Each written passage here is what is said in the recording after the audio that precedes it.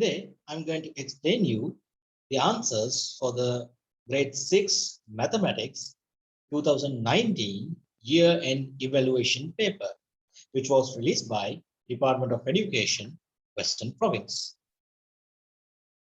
When I explain these answers to these questions, I will always refer to the relevant lesson in your textbook so that it would be easier for the students who are weak to understand the concept. I will not just tell you the answer, I will also explain you the theory concept, theory section using the textbook. Okay, we will move on to the part 1 questions. Remember that you have to answer all the questions on this paper itself or part 1. And each question carries 2 marks. We'll move on to the first question. In the given circle, mark point A on the circle and mark point B outside the circle. Before answering this question, I will show you the textbook theory content for this lesson. So the lesson is circles, which is in your book 1, lesson 1, circles. If we move on to page 4, activity 3, it says us that to draw a circle in your exercise book and mark a cross inside the circle, place a dot on the circle and a tick outside the circle. So the answers are given after the activity. You can see this cross is marked inside the circle and the dot is marked on the circle and the tick is marked outside the circle. Therefore, correct answer for our question in the paper would be something like this. We can put a cross on the circle, anywhere on the line of the circle, and then label it with A. And in order to mark point B, we'll put another cross, or you may use a dot and label it with B. I hope that all of you understood this answer. Let's move on to question 2. In question 2, we have to write the given number in words. In order to understand this, we will move on to textbook content.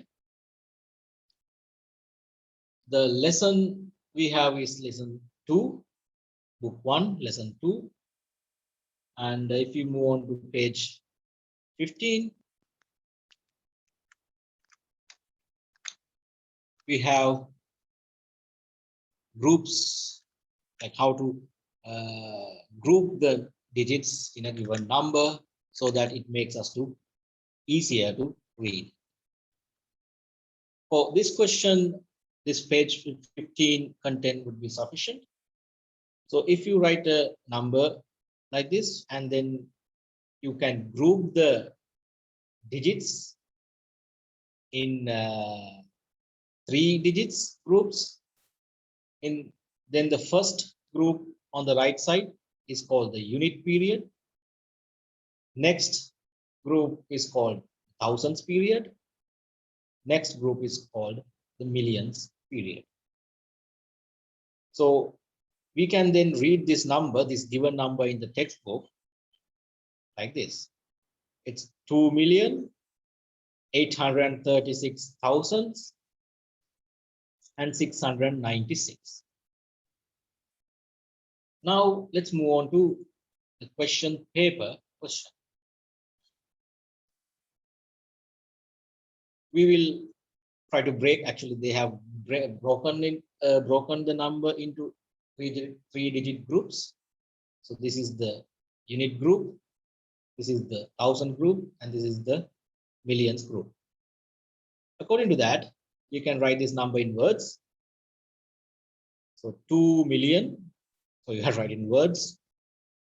2,300,000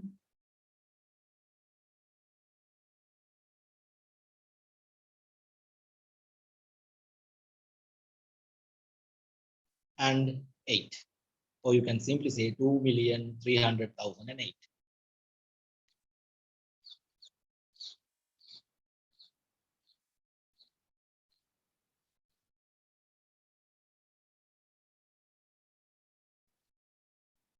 Okay, let's move on to question 3.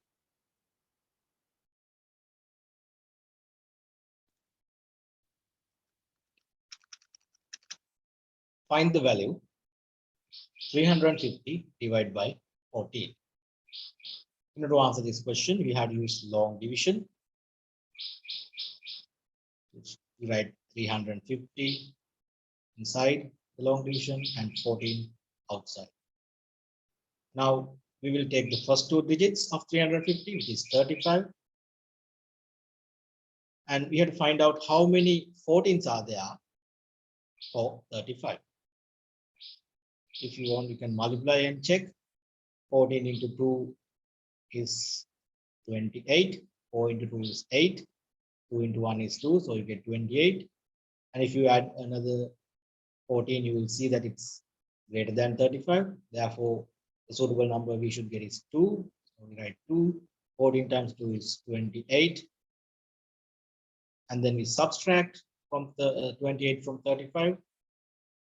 We can't subtract 8 from 5. Therefore, we take 1 from 3. That gives us 15 minus 8, 7. And then 2 minus 2 is 0. And then we bring this 0 downward. So you get 70. Now we have to find out that how many 14s are there for 70.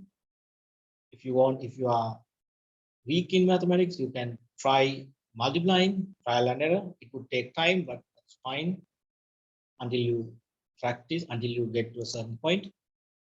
So we can try several numbers, multiplying 14 with several numbers. You can write 14 times 4,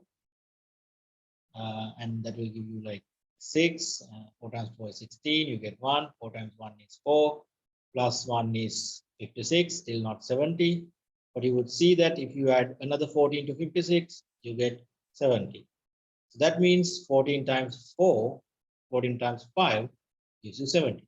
So if you divide 70 by 14, you should get 5.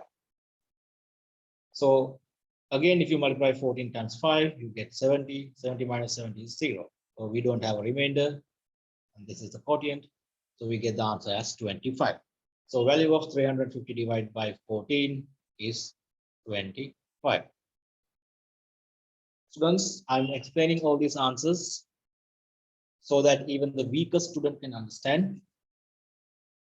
So students who are good in maths, who can grasp these concepts quickly, you may fast forward the video. Let's move on to question 4. Question 4 is about the number line. Before I explain about the question 4, we will move on to the relevant lesson in the textbook. So we have to move to book 1, lesson 5, which is in page 63.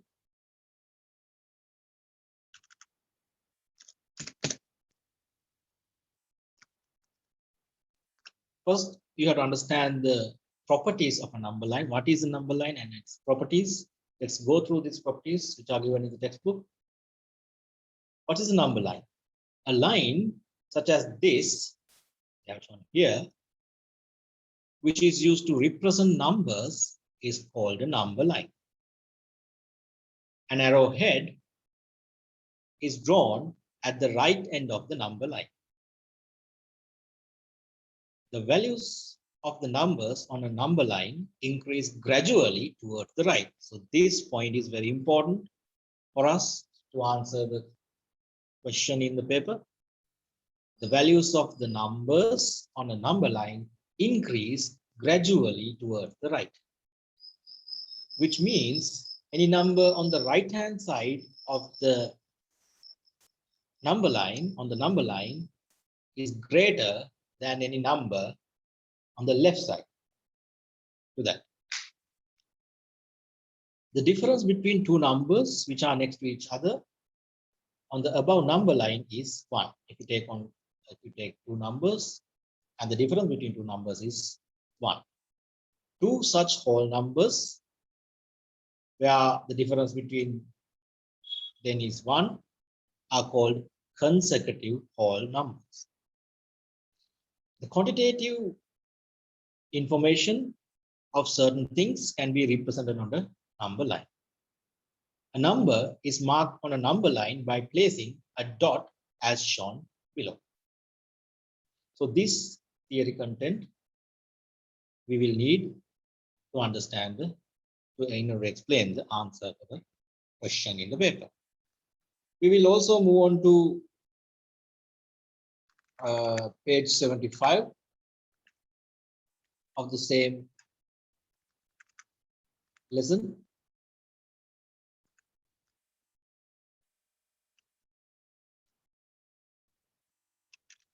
Again, here we have the summary of the number line lesson.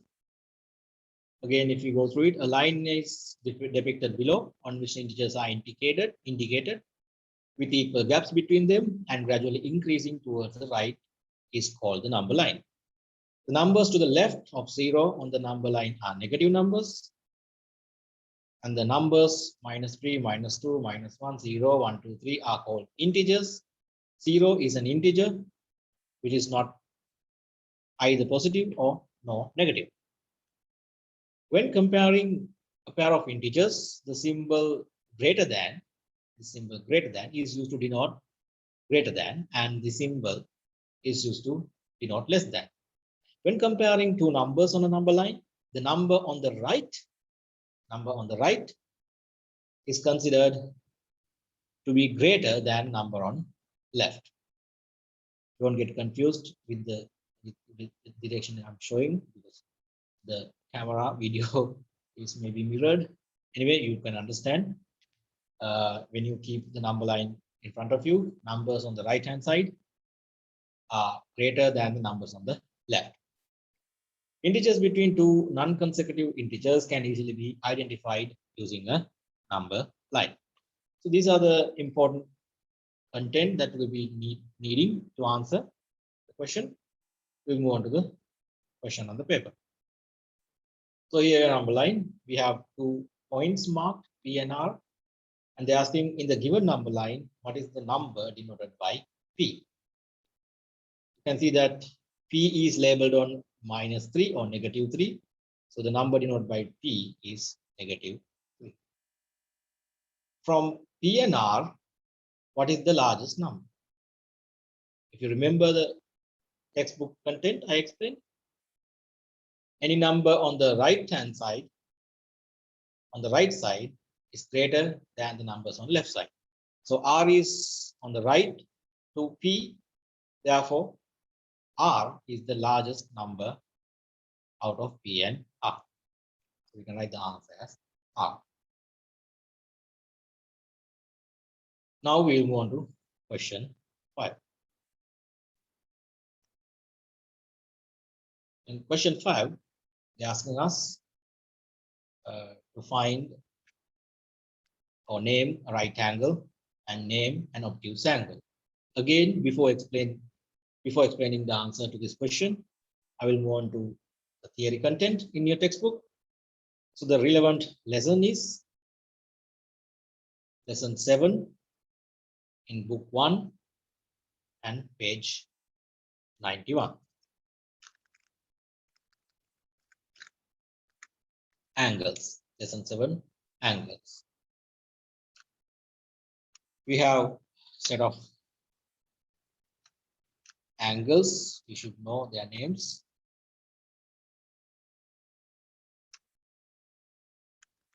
Yes, this is here we have a summarized version identifying different types of angles in terms of the right angle. So first type of angle is acute angle. An angle which is smaller than the right angle is known as an acute angle. So this is an acute angle. You know how to draw a right angle. So a right angle, an angle would be something like this. So this acute angle is, magnitude of acute angle is less than right angle, therefore it's called acute angle. Then an angle which are equal to, angles which are equal to two right angles are known as straight angles. Angles which are larger than the magnitude of a right angle but smaller than the magnitude of a straight angle are known as obtuse angles. And any angle which is larger than the magnitude of a straight angle but smaller than the magnitude of four right angles are known as reflect angles. You can also observe one of the important point here. The other side of the reflect angle is an acute angle. Now we will move on to the question in the paper. In the given figure, name a right angle. Now it should be very easy for you to figure out the right angle. Angle A is a right angle. And name an obtuse angle. This can be easily identified. Angle D is an obtuse angle. What about angle B and angle C? Both angle B and angle C are acute angles, since their magnitudes are smaller than a right angle.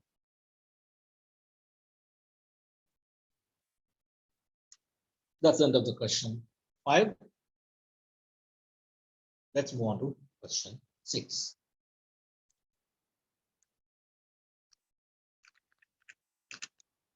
Question 6, there is a box of matches on the teacher's table.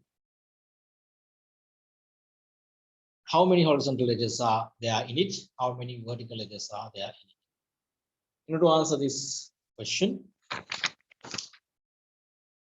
we can revise the theory content in book 2, lesson 17. Book 2. Let's see what is lesson 17, which is in book 2. So that would be solids. If you go to page 85,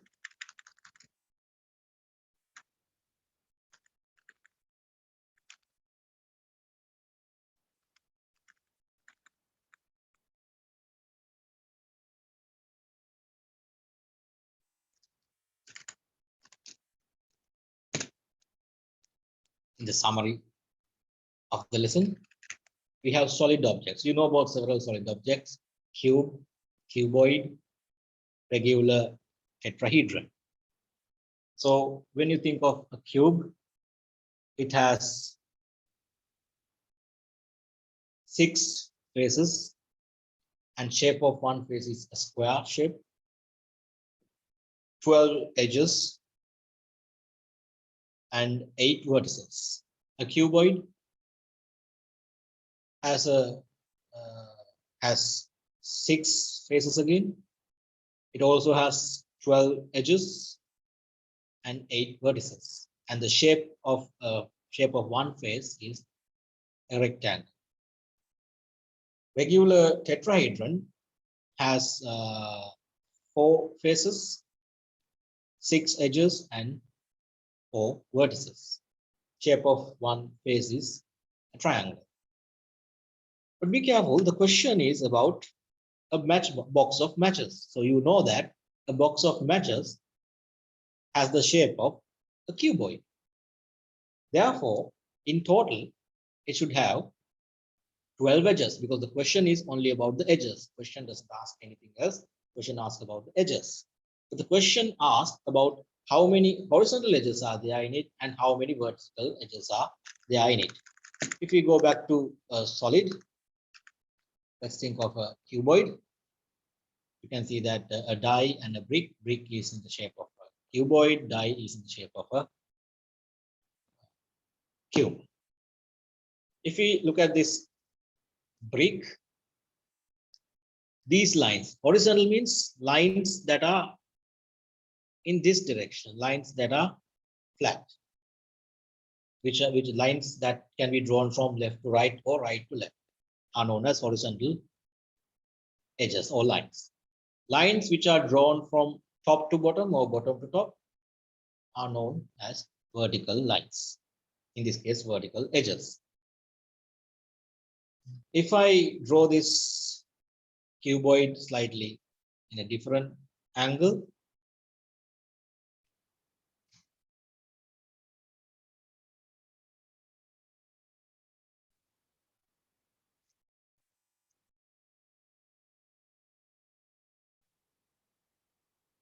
now you should be able to understand what are the horizontal lines,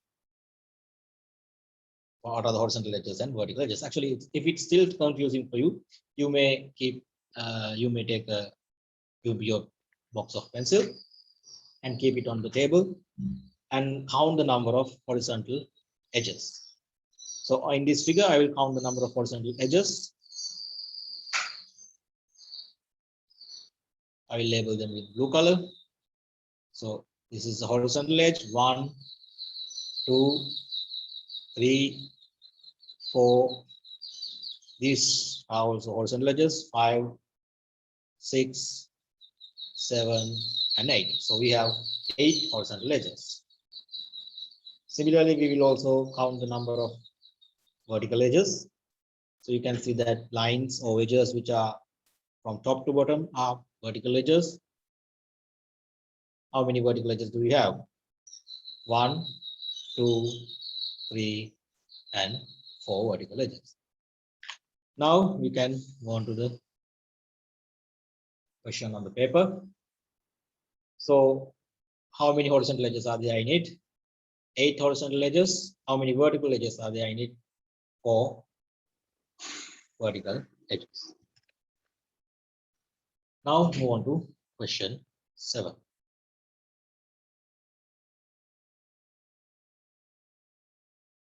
If you want to note down the answers, you may pause the video and write down your answers. For question 7, we have to write the fractions in ascending order. The relevant lesson for this question is book 1, lesson 9. Book 1, lesson 9. And if we move on to page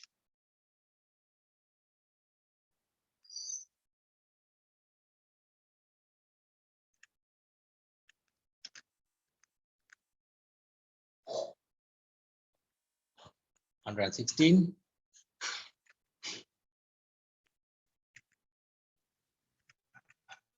It explains us about what is a fraction. On top we have the numerator, on the bottom we have the denominator. And then we have special type of fractions. We call them unit fractions. So if you have a fraction where the numerator or the number on the top is 1 and any number on the bottom or in the denominator, we call it as a unit fraction. So these are some examples of unit fractions. If you move on back to the question in the question paper, you can see all the fractions given are unit fractions. 1/5, 1/2, 1/3, and 1/4. And we have to compare these unit fractions and to arrange them in ascending order. When you think of unit fractions, remember that a unit fraction with, in unit fractions, larger the denominator, you will get a smaller fraction value. Larger the denominator, that means larger the value of the bottom place or the denominator, the overall value of the fraction is less. And smaller the number in the denominator, there is a greater value for the overall fraction. In that case, if I write 1/3 and 1/5, you can see in 1/5, the number in the denominator is greater, therefore its value should be smaller than the value of 1/3 fraction. Therefore, we can write 1/3 is greater than 1/5. If this is still problematic for you, I will explain it like this. Let's take a circle, or think of a cake if you want. Let's divide. So this is one complete cake. Actually, let's say two cakes. Let's take two cakes, two identical cakes, two similar sized cakes. Now I'm going to cut this cake in two different methods. I will cut the first cake in half. That means I'll cut the first cake into two. And I'll cut the second cake into 4 pieces. Now, if you look at the size of each piece, in the first cake, you have 1/2. So size of the size of the piece in the first cake is 1/2, which is greater than the size of a piece in the second cake. In the second cake, the same cake is divided into 4 parts.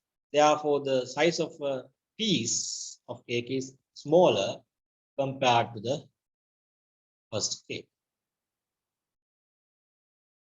Now you can understand the concept of unit fractions and how to compare their sizes.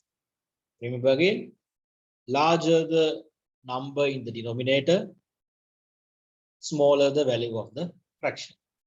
Now we have to arrange this fraction in ascending order. Ascending order means starting with the smaller value to the larger value. So according to that, you can see smallest value should be given by this 1/5 fraction.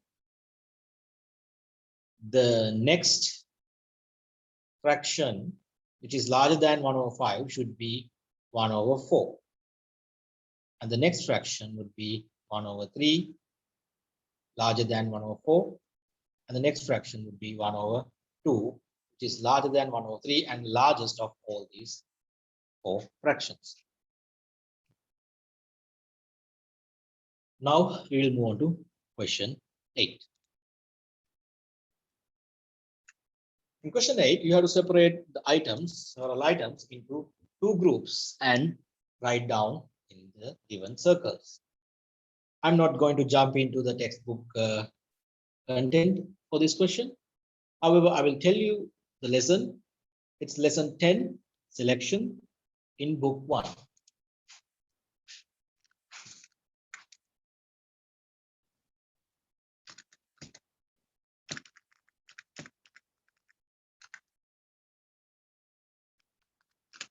Lesson 10 question, so lesson 10 selection. In book 1, you can study that. This is a very simple lesson. Is a lesson. However, I'll tell you the answers for this question. Now you have to separate these items into 2 groups. What are the items? We have pen, trouser, eraser, pencil, shirt, and vest. Just as you see this list, you should be able to group them according to their type. It's easily. You can see that pen, eraser, pencil, they all are stationary items. So we can put them to one circle. I will put them into the first circle. Pen, eraser,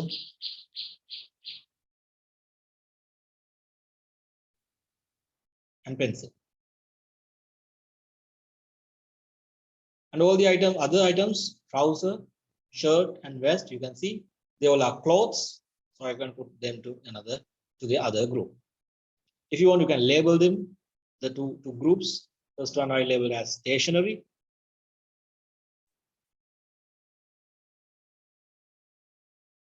Other one I will label as clothes.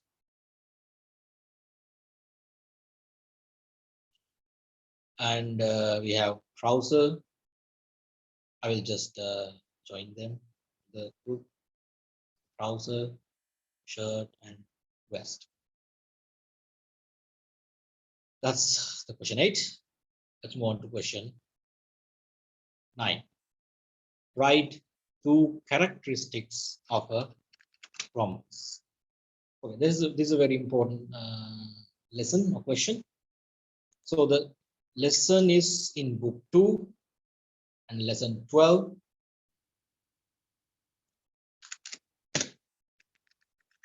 And the name of the lesson is rectilinear plane figures.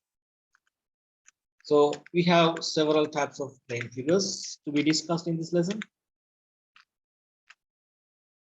and also their properties. I will go through all these types of plane figures. First one, trapezium. So what is a trapezium? A trapezium is a plane figure with 4 sides, 4 straight sides. What is the specialty about this trapezium? 2 of the edges, 2 of the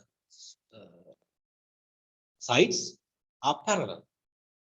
2 of the sides are parallel. We call them that they are parallel. So in here it explains as the gap between one pair of opposite sides is constant. So you can see that these 2 sides are opposite to each other, and their gap is always constant. It's always the same. If you measure distance from here to here, here to here, or anywhere between these 2 opposite sides, it will be the same. That means it's constant. So that is the most important thing about a trapezium. Other 2 sides may have different gaps. It may vary. The important point of the trapezium is there's a gap between the one pair of opposite side is constant. Next plane figure is parallelogram. Parallelogram. So what is the specialty about a parallelogram?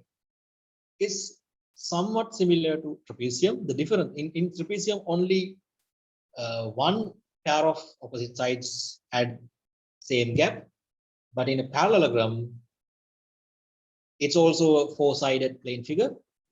It also has opposite sides. Actually, it has 2 pairs of opposite sides, which means if you consider about this side and this side, they are opposite. They are one pair of opposite side, and I'll mark with blue color. These 2 sides are another pair of opposite sides. In a parallelogram, the gap between the pairs of opposite sides is always constant. Is constant. So gap between these two opposite sides is constant. Also, the gap between these 2 opposite sides constant. Not only that, another property about parallelogram is opposite sides are equal in length, which means length of this side is equal to length of this side, which I have marked with red color. Similarly, length of this side, which I'm marking with green color, is equal to length of the other side. I have marked with the green color. Next type of plane figure is rhombus. That's the question that we got in the paper. So what is a rhombus? You can see that rhombus, if you compare the rhombus with the parallelogram, they are very similar. They are very similar.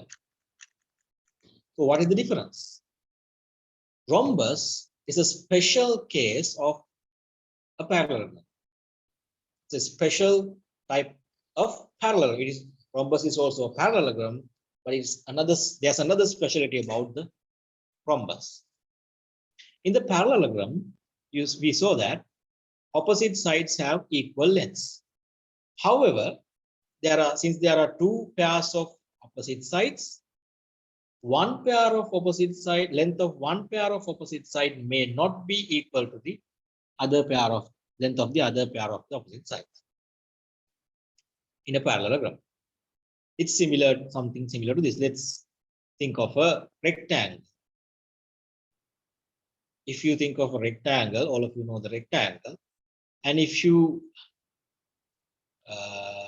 skew, or in other words, slightly deform one side of, if you slightly deform the rectangle by dragging one vertex to one side, you get a, while holding the other side, you get a parallelogram.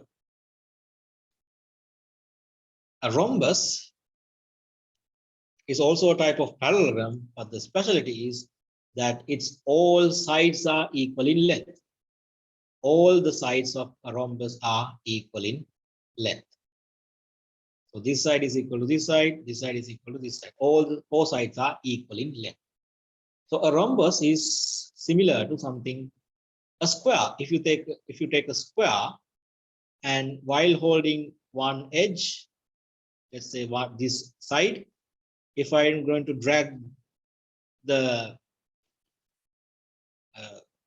square from this vertex, this corner, you get a rhombus. Now let's look at the properties of rhombus. So those are the properties, but we will look what they have said. So the gap between pairs of opposite side is constant, same as the parallelogram. You compare this with the parallelogram. So gap between the pairs of opposite side is constant. Same with the rhombus, the gap between the pairs of opposite side is constant.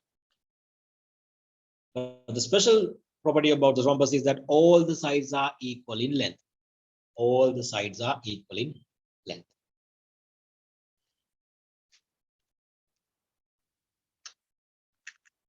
And then we have our two other special types of plane figures, rectangle and square. So what are the properties of rectangles? Rectangles, remember, rectangles and square, both of them are also types of parallelograms. A rectangle, in a rectangle, the gap between pairs of opposite side is constant, same as a parallelogram. Opposite sides are equal in length, same as a parallelogram. So this side, these two pairs are equal in length, and these two are equal in length. And the other specialty about a rectangle is, unlike in parallelograms, all the angles are right angles. All the angles are right angles. You can see that this angle is right angle. All these corners have right angles. Then square. A square, in a square also, the gap between the pairs of opposite sides is constant. All the sides are equal in length. All the angles are right angles. So the difference between a square and a rectangle is, in a square, all the sides are equal in length, same length. But in a rectangle, opposite sides are equal in length, not all the sides. So these are the properties of the plane figures that you have to learn in this chapter. Now let's move on to the question in the question paper. So they're asking us to write two characteristics of a rhombus. Now you must remember the characteristics of a rhombus. The gap between pairs of opposite sides is constant, first property, and all the sides are equal in length, the second property. Let's move on to question 10. Find the perimeter of the figure. This is a very easy question, therefore I'm not going to show the theory content in your textbook. However, I will tell you the lesson. It's the lesson 15 in book 2, and you know how to find the perimeter. What is the meaning of the perimeter of a figure? It means you have to find the total outside length of the figure. So this is a very simple figure, therefore we have only outside parts.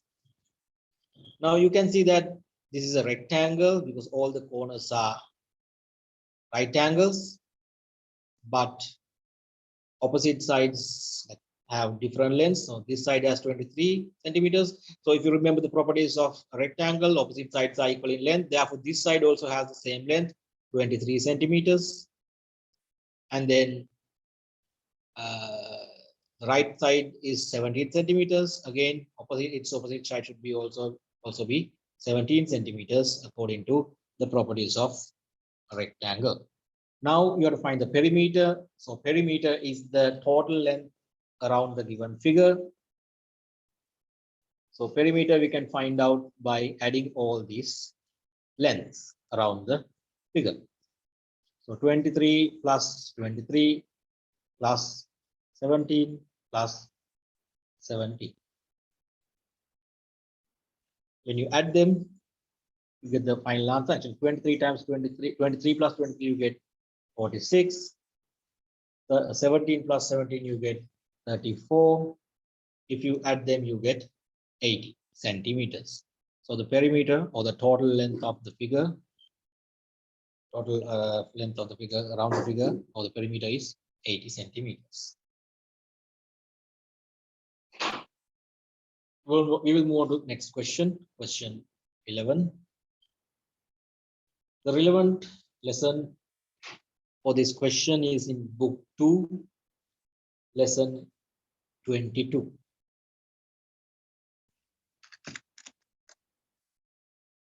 Data collection and representation.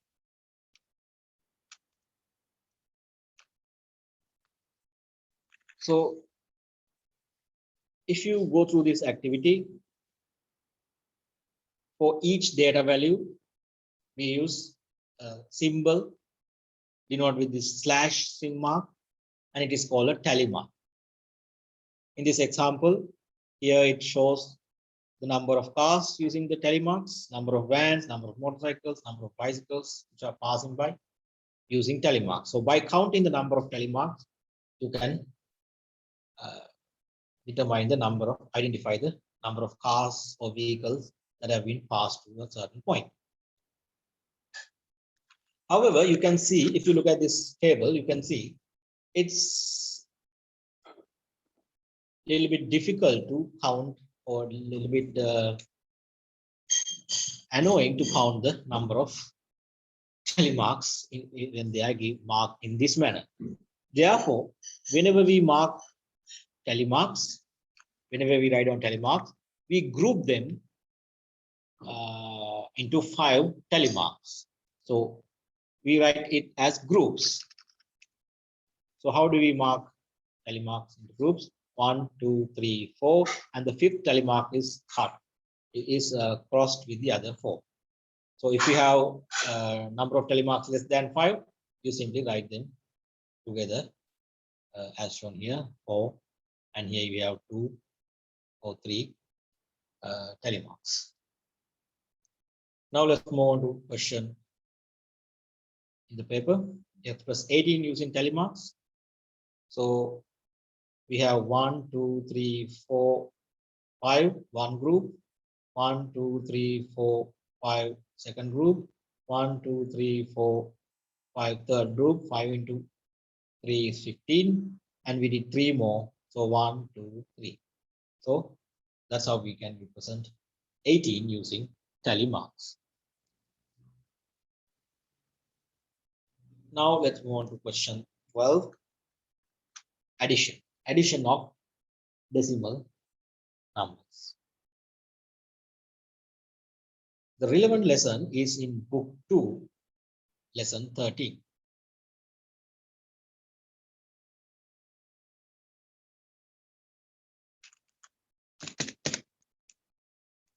Addition of decimal numbers.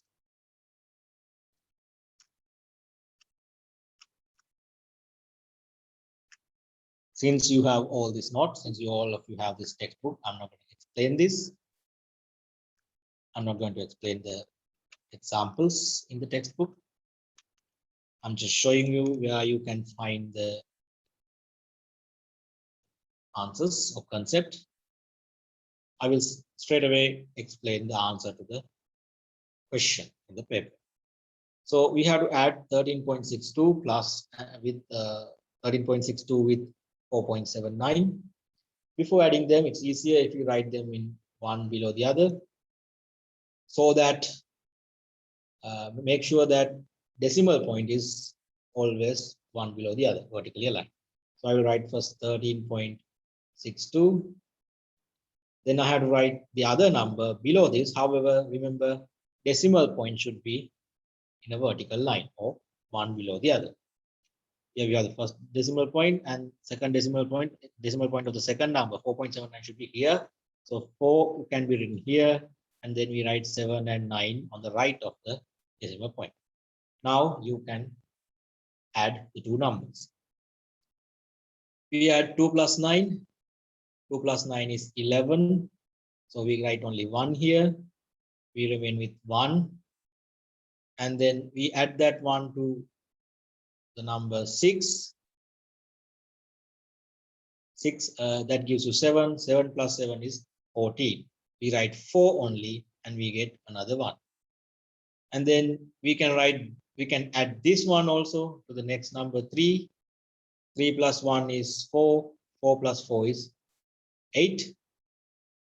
And we bring this one downward because there's no number below it. And we simply bring it down and write it here. You get 18.41. So the addition of these two numbers gives you 18.41.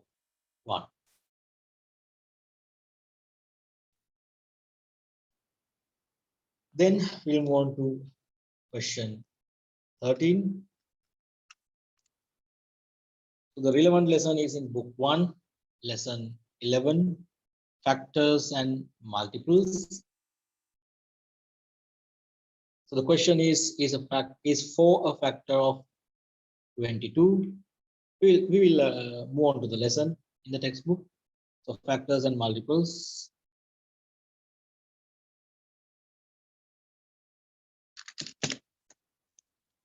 The finding, first we have the topic under subtopic under this lesson in page 143, finding factors using the multiplication table.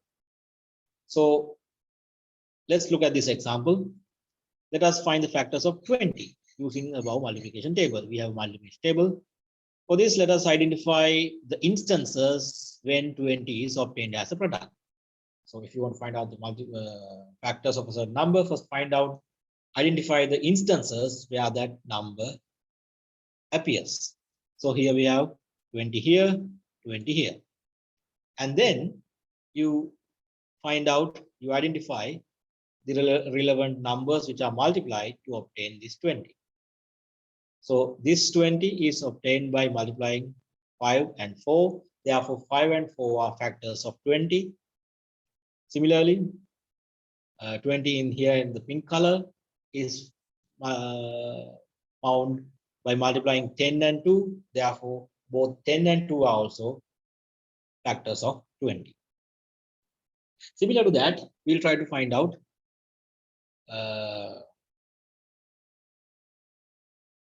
the answer for the question 13. The question is a 4 a factor of 22? In order to do that, we have to go through multiples of 4. So here we have this line, multiples of.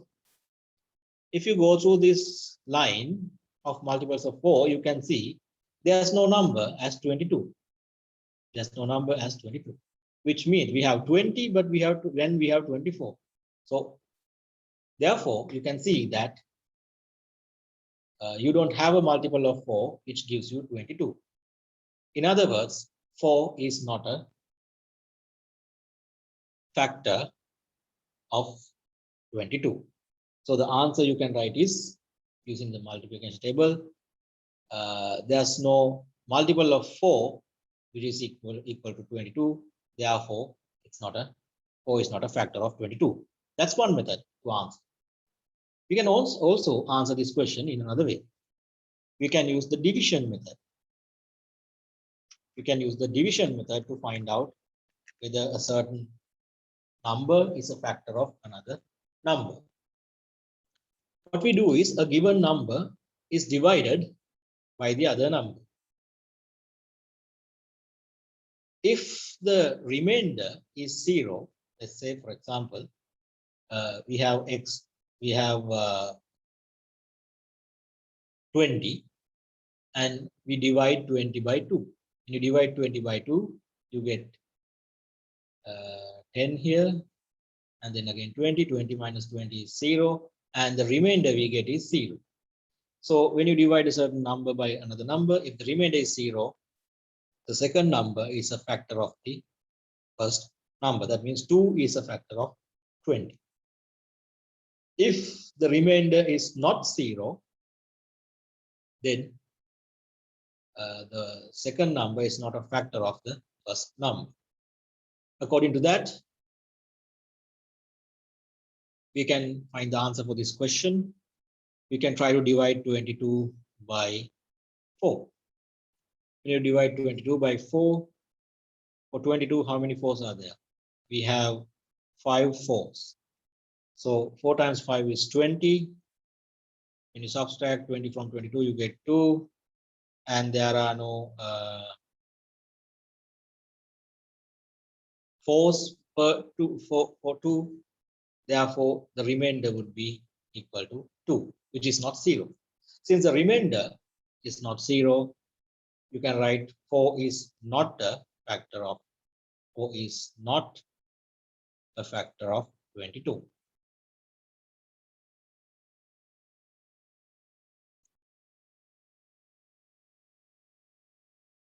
Let's move on to question 14.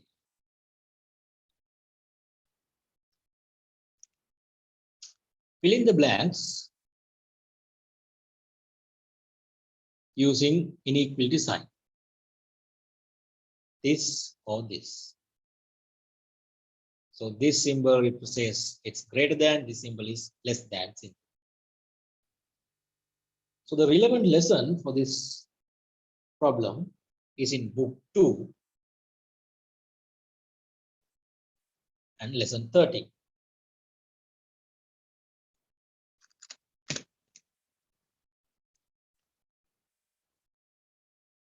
Comparison of decimals. You can see decimals and fractions here. So the first one is we have to compare the decimals. When you are going to compare decimals, it's much easier if you first convert them into fractions. If you convert them into fractions with common denominator or the same denominator,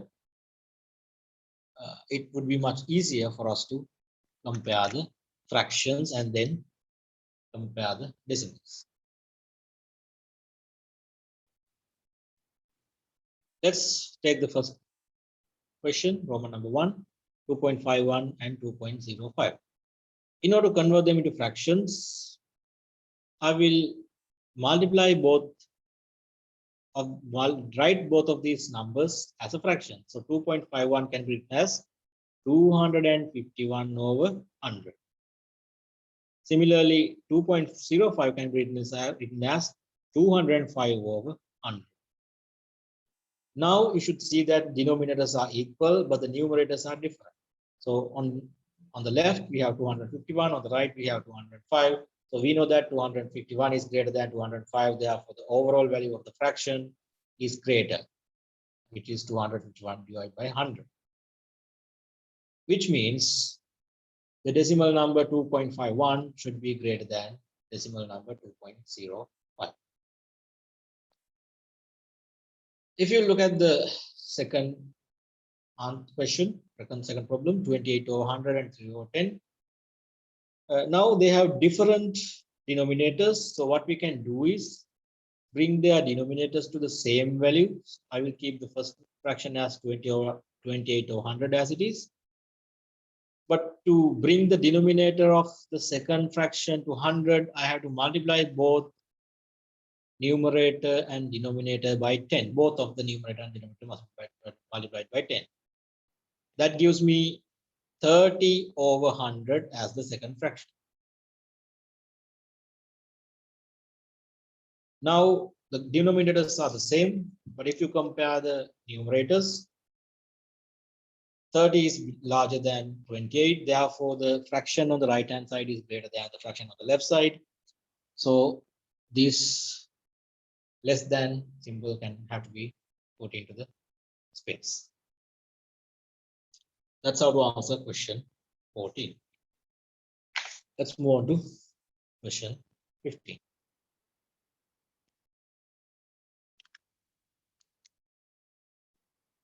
Write down in the blanks whether each of these expressions states a non-constant or an unknown constant.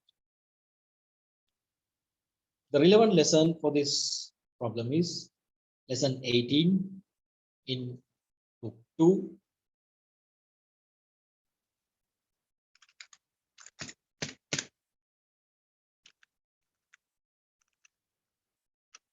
Using algebraic symbols or identifying known terms and unknown terms.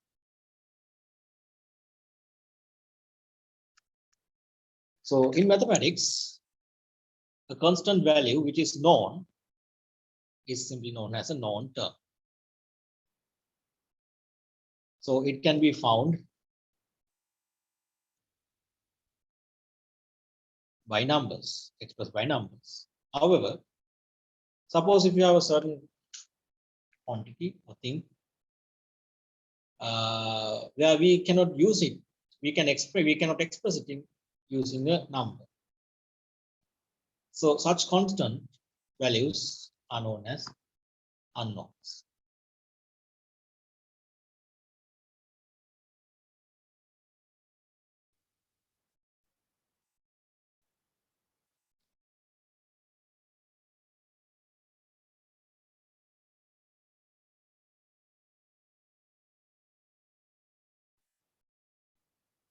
Now we'll move to question 15. So write down in the blanks whether each of the expressions states a non-constant or an unknown constant. The first one is the number of potatoes in 1 kilogram of potatoes. Now you might be thinking that, okay, number of potatoes in 1 kilogram. So according to the description itself, you might think, yeah, this must be a known term. No, but it is not a known term, it is an unknown term. Why? Why it is an unknown term? So you know that if you have ever been to market or if you have ever seen potatoes, right? Not all the potatoes are same size. Not always. Like they are. Like, when you buy 1 kilogram of potatoes, they have different sizes. Some of them are big, some of them are small, right? So the number of potatoes that might contain in a given kilogram of potatoes will be different. It won't also always be the same. So it should be an unknown term. However, the number of days in a week, we know that it's always constant, it's 7. Therefore, it's a known term. Let's move on to question 16. Number of passengers in a bus is X. If 4 of them got off from the bus, write an algebraic expression for the remaining passengers in the bus. So again, the relevant lesson is the next lesson, 19 lesson in book 2, which is the lesson after the lesson we are discussing, constructing algebraic expressions and subject. So they say that number of passengers in the bus X. So initially, let's say there are X number of passengers. And then 4 of them got off. So if then 4 of them got off, that means we have to subtract 4 from the original number, 4 from X. For example, if you are confused about this, let's say there are 15 passengers in the bus initially, in the first place. So if 4 of them got off, that means you have to subtract 4 from 50. So similarly, if you have X number of passengers in the bus, you have to subtract 4 since 4 of them got off from the bus. So the algebraic expression for the remaining number of passengers in the bus can be given by this expression, which is X minus 4.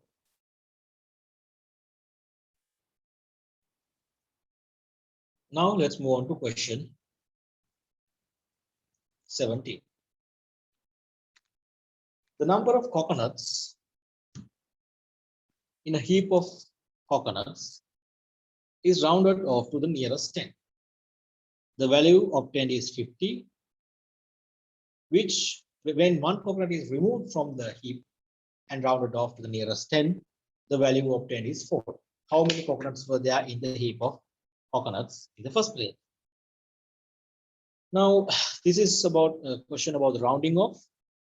The lesson is book 1, lesson 6. I'm not going to move on to the content in the textbook.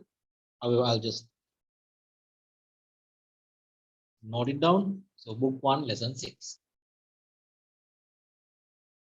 Now, they say when the number of coconuts in a heap of coconut is rounded off to nearest 10, the value is 50. So it's a rounded off value. Now, from this number, we can identify the possible values. This is a rounded off value, but since we know that rounding off rules, what are the rounding off rules? What are the rounding off rules? If you have a number, if you are, let's say, if you are 2-digit number, if you have to round it off to the nearest 10, then you have to look at the units place. If the value of the units place is 5 or greater than 5, you have to add 1 to the 10th place. So if you have 45, when you round it off, you get 50. Not only 45, if you have 46, if you round it off, it's greater than 6 is greater than 5. So again, you have to add 1. That will also give you 50. So any value between 46 to 49 gives you 50 when you round it off. The other part of the rounding off is if you have a certain number, let's say 2-digit number, if you are round it off to 10th place, you have to look at the units place, and the value in the units place is ones place is less than 5. You don't add 1 to the 10th place, you just make this ones place number 0. So when you round off 43 to nearest 10, you get 40. So according to that, what are the possible values for the number of coconuts in the heap in the first place? Rounded off value is 50. So what are the possible values? So what possible values are 45 to any value between 45 and 54. If you round off 45 to the nearest 10, you get 50. 46 get to the nearest 50. Nearest 10 gives you 50. 47 to the nearest 10 gives you 50. 53 also gives you 50. So any value between 45 and 54 gives you 50 when you round off. But now they say when one coconut is removed and rounded off to the nearest 10, the value obtained is 40. So we will subtract 1 from each of these numbers. 45 minus 1 or 54 minus 1. 45 minus 1 gives you 44.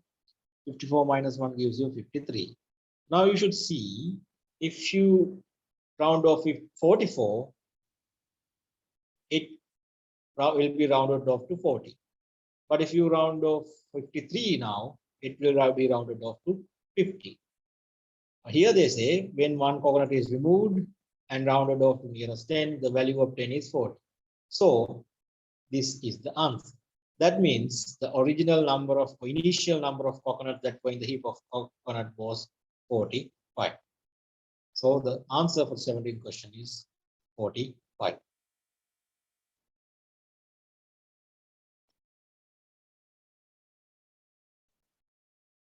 Let's move on to question 18. You have to subtract 2 time values. Lesson is 4, lesson 4, book 1, time. I'm not going to explain the theory content in the textbook. I'll show you how to answer this. We know that you have to remember this, that 1 minute equals to 60 seconds. 1 minute equals to 60 seconds.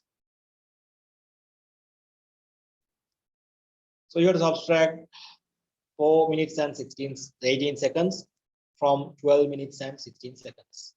So first we will start with the seconds. We have to subtract 18 from 16, which is not possible.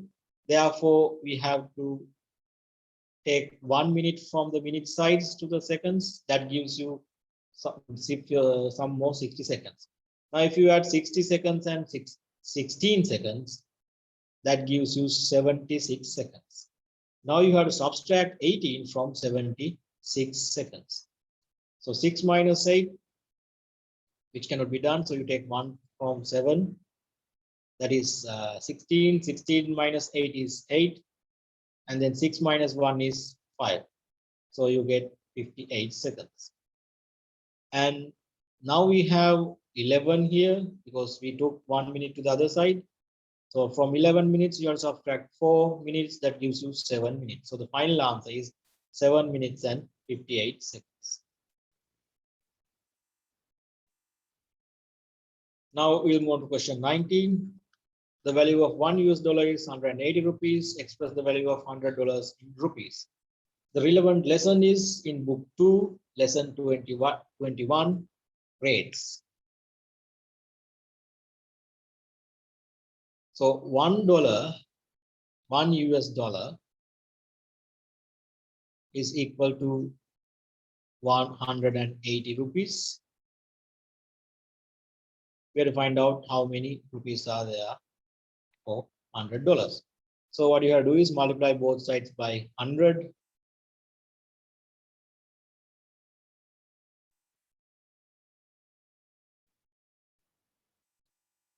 Which gives you the answer as 18,000 rupees.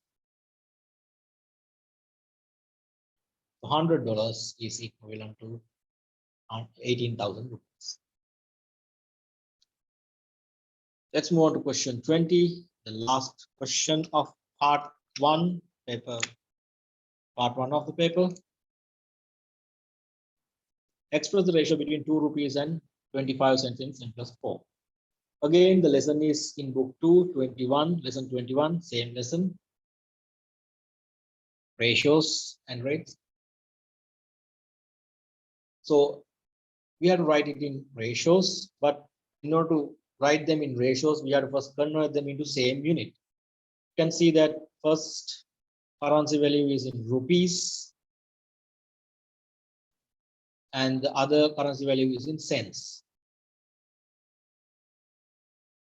We will convert both of them to the same unit. It's easier to convert rupees into cents by multiplying by 100. So it gives you, if you multiply 2 rupees by 100, gives you 200 cents. Now you can see the both values are in cents and you can simplify. So 200 is to 25 is the ratio. In order to simplify them, you can divide both sides by 25. If you divide 200 by 25, you get 8 and 25 divided by 25 is 1. So the ratio is 8:1. That is the end of the discussion of the paper or the part 1 of the paper.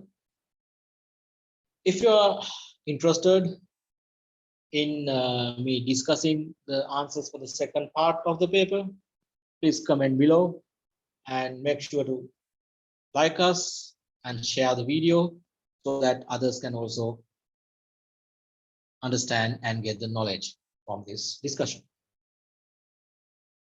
Have a good day.